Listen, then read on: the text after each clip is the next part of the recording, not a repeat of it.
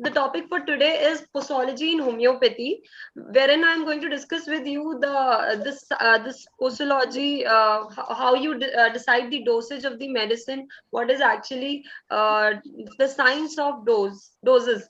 We'll be discussing today, and I am thankful again to IFPH for this session of today. Without wasting any more time, I would like to begin this session with a quote of one of the great stalwarts of homeopathy, Dr. Stuart Claus, who mentioned that in practice, the whole scale of potencies from the lowest to the highest is open to the homeopathic physician. He defines his power and sphere of influence over health and disease largely by the number of differing potencies he possesses and the skill with which he uses them. So I hope everybody got this point, that we have been given a range of potencies from the lowest, starting from the lowest to the highest, which is open to all the physicians, and it's our experience, it's our influence, it's our power, how we utilize these different potencies in our practice, and what is our skill to, of using these potencies in the case at hand. So what is actually, it is a very important part, and it is equally important it is equally important to the selection of remedy. The selection of potency is equally important, and this picture clearly denotes that posology is like, in Hindi we term it as hathoda maar ke hi hum log we can cure the case. That click which you have to make in the case is depends all on the science of dosage. So the selection of dose is equally important to the selection of remedy.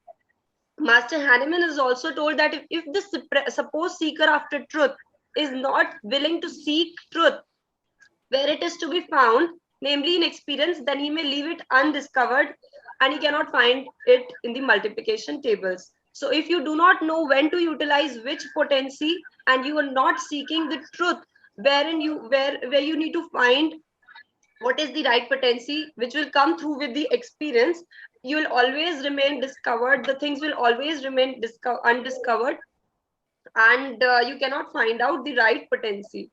So while Dr. Hahnemann was using the different potencies, he was so much he at a point, Master Hahnemann was also trying to fix one potency so that he could, so that physicians find it easier, his students find it easier to use the medicines, because there would be a fixed thing. That time when Master Hahnemann was researching on all these on the side of homeopathy different aspects, so he termed this potency as a Gordian knot. It was actually suggested a Gordian knot because it was so confusing, it was so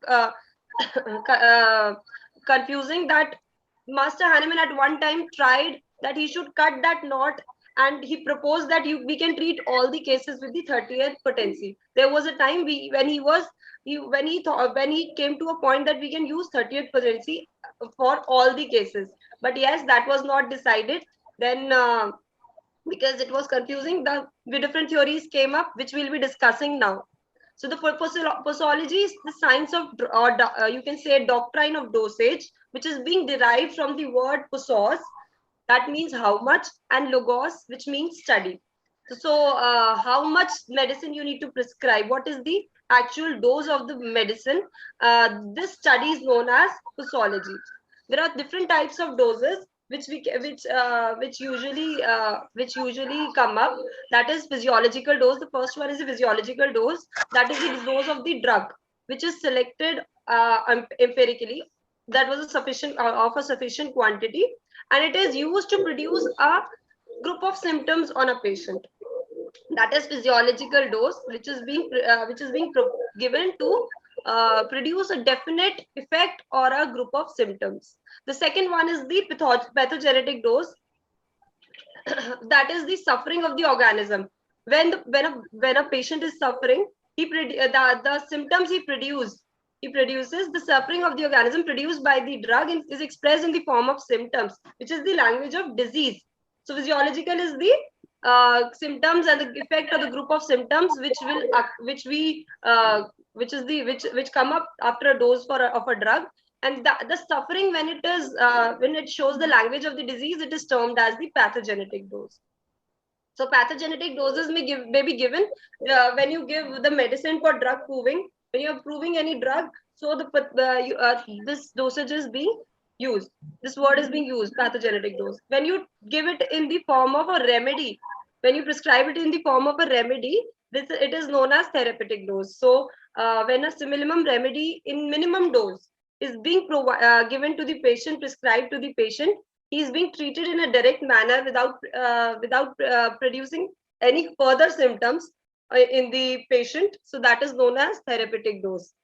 So what is actually homeopathic cure? Everybody knows that a vicodynamic infection is being cured, is being suppressed by the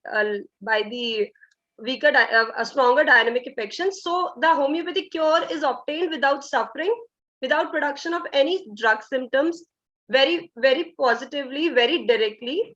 In other words, we use minimum dose, which is so small that it cannot produce any further wrong symptoms, any other symptoms in the patient, and it will cure the patient therapeutically. So this therapeutic dose, the homeopathic dose, is always sub-physiological or sub-pathogenic. Okay, so this is actually we prescribe the therapeutic dose. And the measurement of dose, what is actually the right measurement of the dosage? Dose must be reduced to the smallest point which is being capable of causing an aggravation of symptoms that may be slight or that may be more. So the dose must be reduced. You should give the smallest dose. That is the minimum law of minimum dosage, which we are going to read.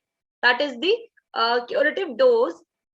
Like the remedy, must be similar in quantity and quality of the dose of the morbific agent. So when the patient is being affected by any morbidity, he is diseased. So the curative dose will always depend, that will be similar in quantity and quality to the that can produce that can vanish that morbific agent which has caused the disease, as well as remove all the symptoms.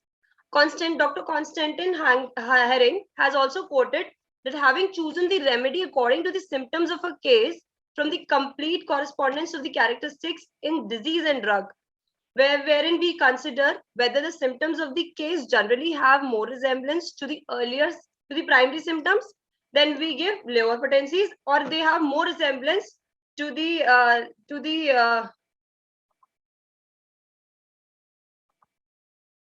we have more resemblance to the secondary effects. The symptoms produced should be given higher potency, then we give the higher potency. Okay, so now we come to the selection of the potency. That is the main part of this webinar today. That's what are the requisites, how you need to select the potency. So there are various factors on which the prescription or the potency you need to decide. Namely susceptibility, the remedy reaction, the seat of the disease, and the intensity of the disease, duration of the treatment, or if there was any previous treatment taken by the patient. So everybody knows that the susceptibility of the patient is one of the main factors which helps out to select the potency.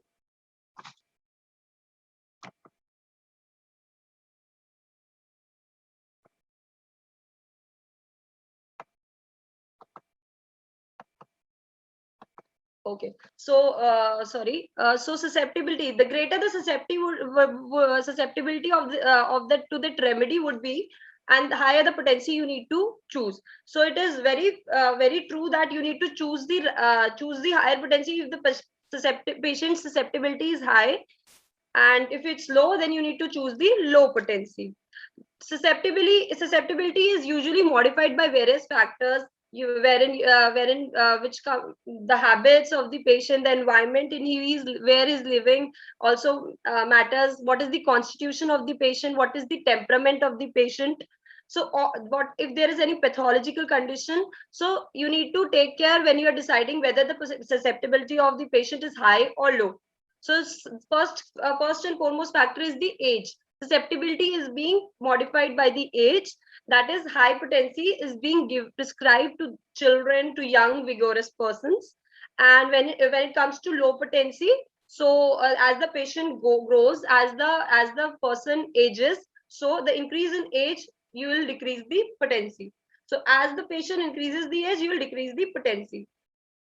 Second point is the constitution and the temperament. Susceptibility is also influenced by the constitution and the temperament.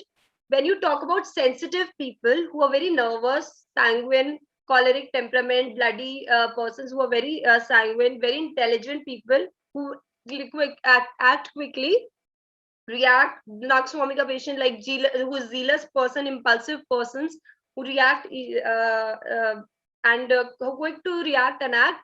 So in those patients, you give hypertension. So the second point which comes up is constitution and temperament. That means hypertension to those people who are very sensitive, nervous, sanguine temperament. They have intelligent or very quick, zealous persons.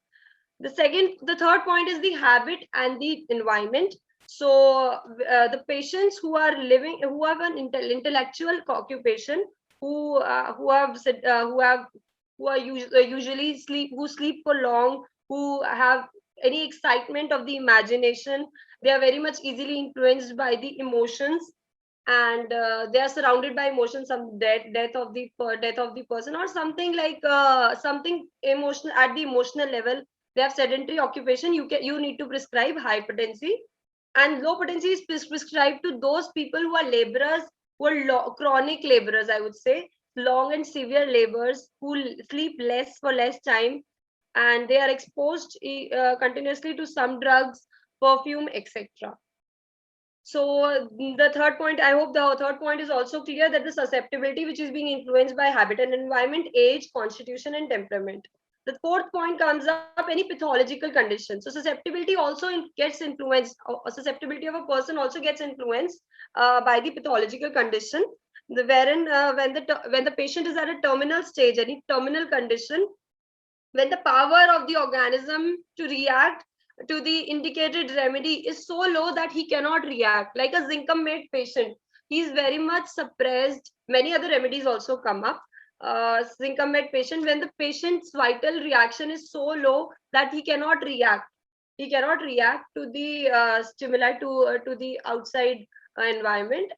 He is at such stage, terminal stage of the pathology. So there you need to keep the dose as low, because only material doses can arouse that condition and make the patient better at a severe pathological condition. So I hope my first point, that is susceptibility, is clear. We'll be summing up in the end, and then we'll be revising it once again. Next point is the seat of the disease.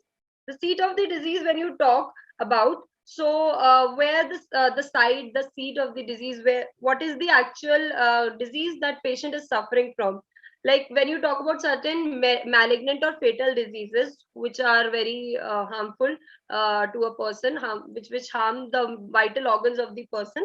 So you need to prescribe low potencies. You need to, because at that point of time, material doses would be acting.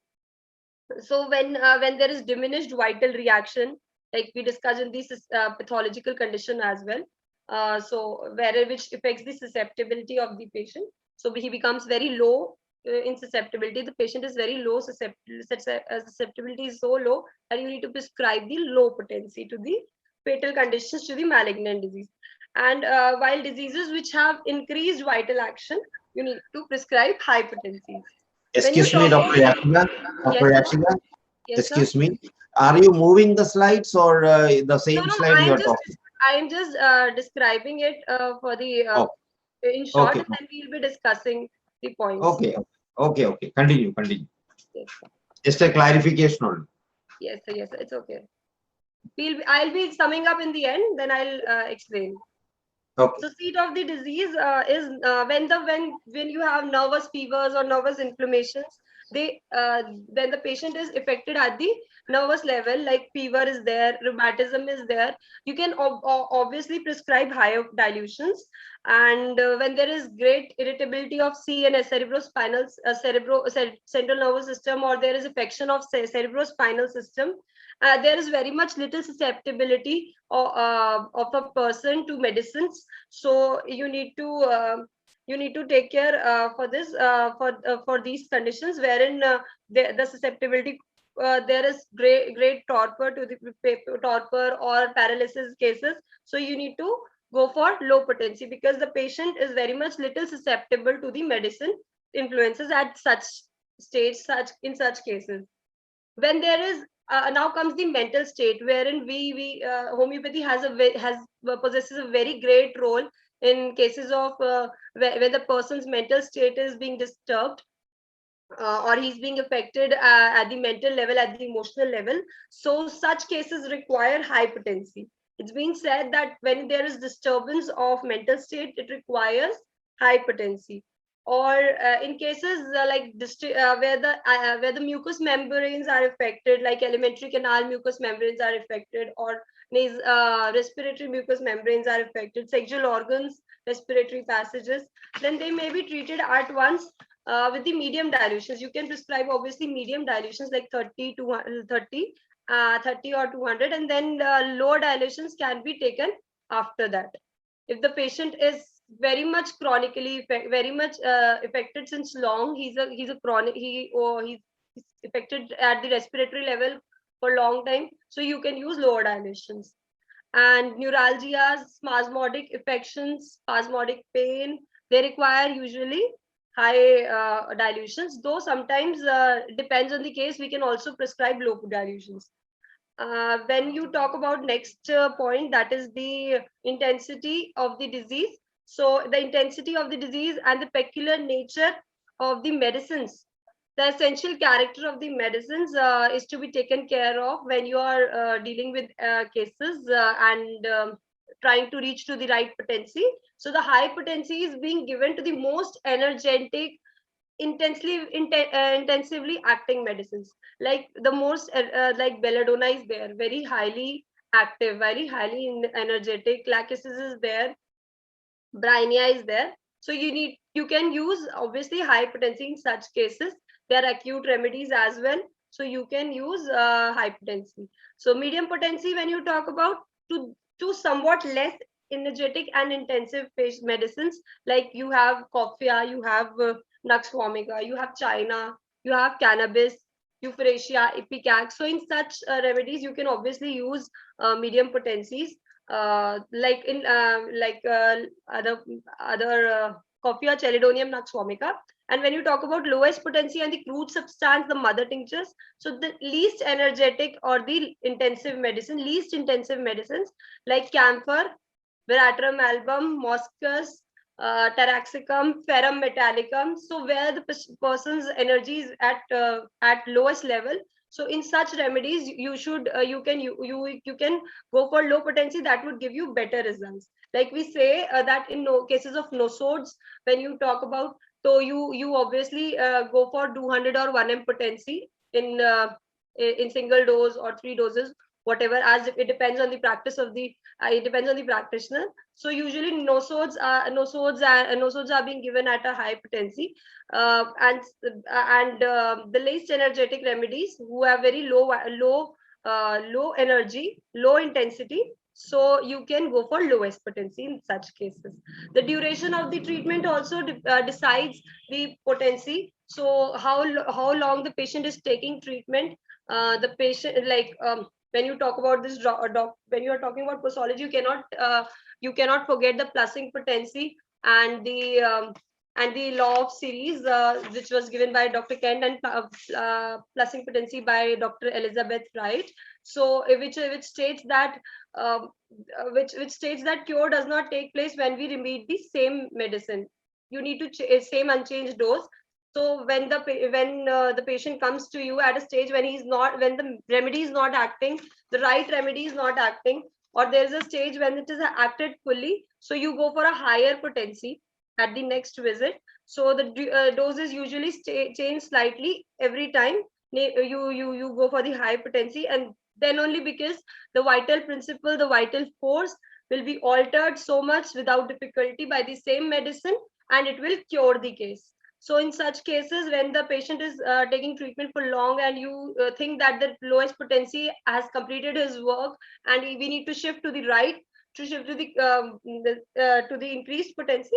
So in such cases, you should go for the same.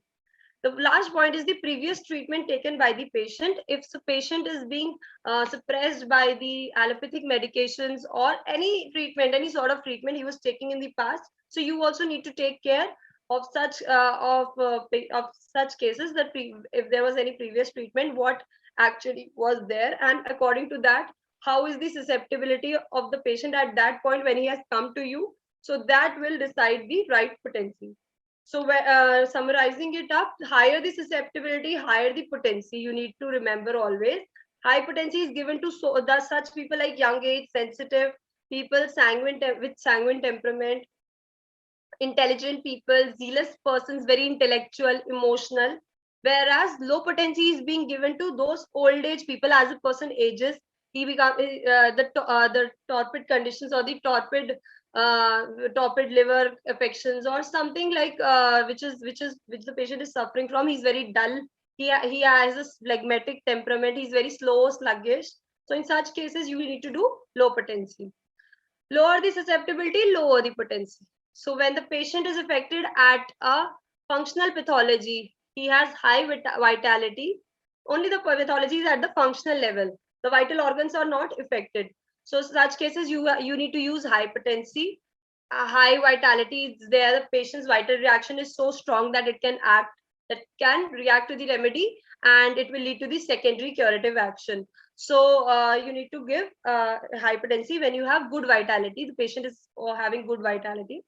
Every succession which we discussed, like the law of series, or the plusing potency, the fluxion potency, more similar remedy when you are very much sure that this is the right remedy, no other remedy would act.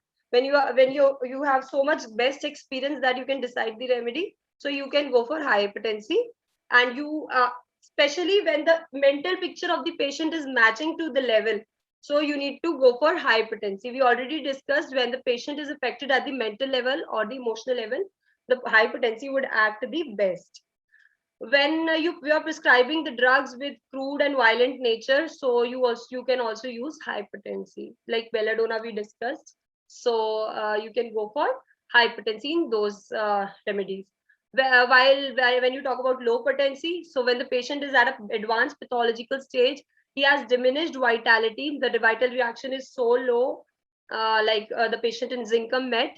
There is similarity in physical symptoms. When you are dealing with a case which shows more physical symptoms rather than mental symptoms, go for low potency.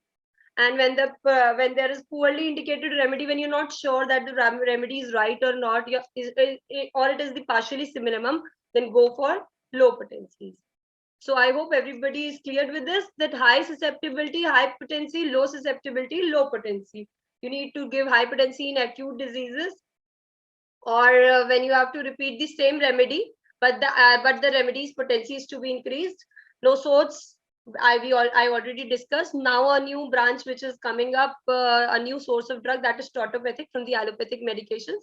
So you need to use high potency in such in all these cases. The low potency is to be used in chronic diseases, hypersensitive patients, idiosyncratic patients. I hope everybody knows idiosyncrasy. If the patient is very much is idiosyncratic to any substance or any remedy, so go for low potency in sensitive patients, in idiosyncratic patients.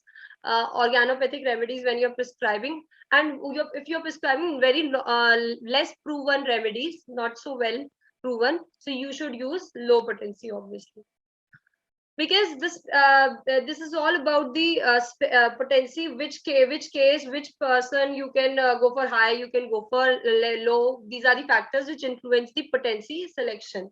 Now, how does your potency act? The sphere of action of this potency acts, the action of the potency is at three planes, at three levels. First of all, the outer plane, then the middle plane and the inner plane. It may act on 3 levels: the outer plane or the middle plane or the inner plane. The highest potency which you prescribe, when you prescribe high potency, it acts up to the inner plane. It goes inside and acts up to the inner core of the disease. Then when you talk about low potency, it acts to the middle plane. And true drug substance, when you're prescribing mother tinctures, etc., they act on the outer plane. So medicines usually affect the high and the interior planes of the physical economy. When you are increasing the potency, high potency will go more interior to the physical economy. So medicines will act very curatively, because we are potentizing the remedies, and it will act at the spiritual level, it will act at the dynamic level. So for example, the patient who is sick in a middle plane are sick from that plane to the outermost, like we see this circle. So when you are prescribing low potency, because you need to influence the middle plane of the person. What you will do is that will, because the patient is affected outerly or at outer plane also, at the middle plane also. So you need to cure both the things. And when you talk about the interior plane, that means the patient is being affected from the inner to the outer. So the whole body is affected. You need to prescribe him whole planes, all the planes are being affected. So you need to go throughout, and you need to cure the sick from the interior plane to the outermost. So if the grade of the disease is low, the patient's power of reaction to react is low, so you need to prescribe him low potency. In such cases like terminal conditions, or when the patient is not reacting to these well selected remedies, or not the intercurrent remedies as acting, so you need to prescribe them in the small dose. In the lowest dose, the patient should be given the lowest dose, and then you should increase the dose. When there are only outermost affections in a case, the outer plane is affected, you can obviously that can easily be removed by the lower potencies and crude drugs. So easily you need not reach the innermost degree, which to cure the patient. As it does not reaches the innermost degree, it is not permanent. So you need to prescribe according to the plane which is being affected. When you prescribe high potency, there are few advantages. That doesn't mean that you need to prescribe high potency in all the cases. We already discussed that which case, which patient, which case, which where you can prescribe the high, where you can prescribe the low potency. So there are few advantages which I would like to quote of high potency. The high potency, when you're prescribing high potencies, see, high potency can show very much effect in a single dose, and the high potencies usually present the phenomena of homeopathic aggravation also. So when you prescribe the right simillimum in high potency, you may also have a look on the patient who will show a homeopathic aggravation, that is the slight aggravation, which is a positive sign that the cure is taking place. The high potencies also which have been produced, like strong strokes, we are giving stroke of the arm, and in such cases like the LM potency we are using 50 millisiemens potency, so that would obviously not cause homeopathic aggravation, and the high potency can be given to the patient without homeopathic aggravation also.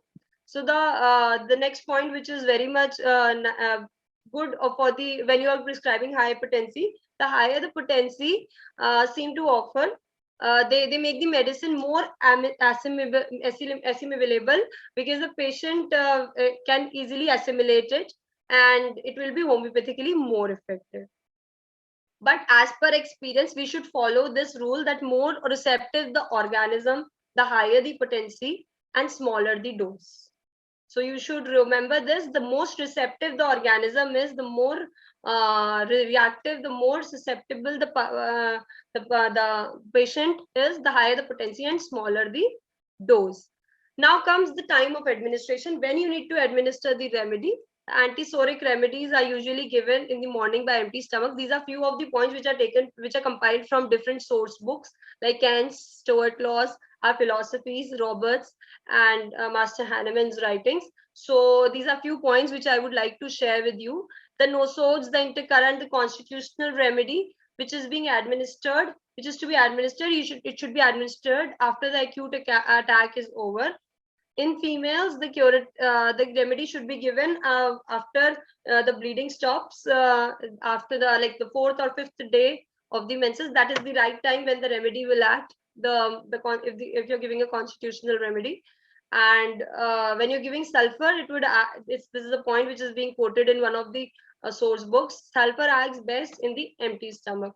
Like for nux vomica also, it is being mentioned that nux vomica acts well in during the evening or during the bedtime when you sleep, before sleeping. Now comes the repetition of remedy. I hope my part is clear regarding the decide how you decide the potency and when to administer the remedy.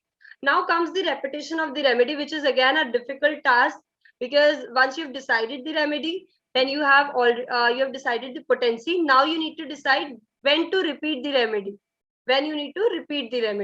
So Master Hahnemann in aphorism number 246 has quoted that every perceptibly progressive and strikingly increasing emoliration.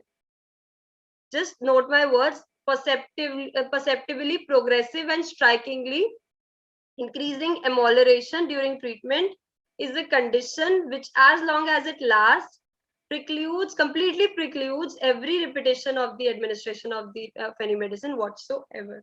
So it will obviously, this is clear that it will preclude every repetition. When you are seeing emoliration during treatment, as long as it lasts, it will preclude every repetition of the administration of any medicine. Stuart Laws also has quoted that repeat the dose only when the improvement ceases. So one should remember these quotes by our stalwarts. And one of the most one of the most important tasks is to learn to wait. As a physician, you should have patience, you should have wisdom, you should have courage, you should have tactics, tactfulness. These all necessities are being mentioned in the aphorism number 98 of Organon of Medicine, wherein the Master Hahnemann has quoted that what all qualities a physician should have. He should have a lot of patience, he should have tact, he should be very good, you should be very good at circumspection. So these are few of the qualities which as a physician you should owe, and you should learn to wait. In aphorism number 245, also Master Hahnemann has quoted that perceptible and continued progress of improvement in any acute or chronic disease is a condition which, as long as it lasts, invariably counterindicates the repetition of medicine. This is being very much clear that the progress counterindicates the repetition of the remedy, because the beneficial effect which the medicine is, when you have prescribed a dose in the medicine is exerting on the case, the beneficial effect may be approaching to perfection, it may be leading to the cure. And when you repeat the remedy, if you repeat the remedy while the patient is emolerating, the patient the case may be deviated. So every new dose of the medicine would disturb the process of recovery. This is being quoted in aphorism number 245 by Master Hahnemann. So one should always remember that every new dose, when you are giving every repetition of the remedy, it may disturb the process of recovery. So you should be cautious when you are repeating the remedy. So when you need to repeat, when you need not repeat, like is as follows. Like this table shows clearly that you should not repeat when the patient is showing curative response, when the patient is showing improvement, or when you see that the patient has a slight aggravation, the homeopathic aggravation, or when the case has come to a status quo, stationary stage. You do not repeat the remedy. Old symptoms reoccur. If the old symptoms are recurring, you do not repeat the remedy. Let the old symptoms reoccur, and the whole picture of the disease would be in front of you. And also in chronic cases, the single dose would affect more. When you talk about repetition of remedy in acute cases, you are obviously required to increase the remedy, repeat the remedy. In chronic diseases, you need to repeat with succession. You can repeat, like we talked about the LM potency. when you are prescribing a high potency, you can repeat with succession, or you can also repeat the law, according to the law of series by Dr. Kent, or the symptoms are still pursuing, still there, or when you talk about Elizabeth Wright's plusing potency, which we discussed before also. So in such cases, you need to repeat the remedy. So your dosage must be sufficient to moist the tongue. And when you are using 30 size globule, if you're using, so this is being given in a source book. I've taken it from there. The globules of 30 sizes, you need to, when you talk about globules of 30 sizes for adults, the 3 to 5 pills are enough. For children, 2 pills are enough. For infants less than 1 year of age, only one pill dipped in the medicine is enough. Dr. Stuart Laws has quoted that lower potencies will not cure all the acute diseases, all infants, or do all aged persons, nor will high potencies cure all forms of disease in all persons. All the potencies are required for the cure of diseases, and any potency may be required in any given case. So the scientific man is always ready to book the logic of experience, to go to the logic of experience. So you need to take care of this sport very well, and as lower the potency, you lower potency all time, all things won't occur. This will come with experience.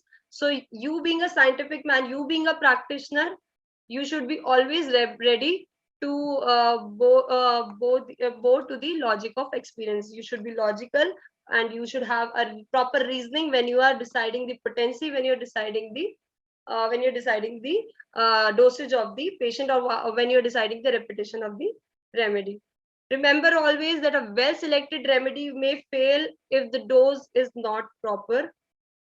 So you should always take care when you're dealing with any of the cases. There are many things which may be discussed more because of the short of time, and many things there is history when who which stalwart said which remedies to be prescribed, which dosage is to be decided. So there are many things which can be discussed in the art of posology, and we can also have a discussion of various cases if you are facing any difficulty while selecting the potency. So there is a lot to learn in the art of physiology, in the science of this dosage, when you are selecting any potency. So accordingly, you can go for the remedy.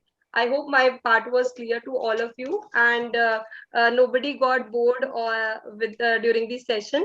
I would like to request Dr. Shaji sir to please take over the session, and we can go further on.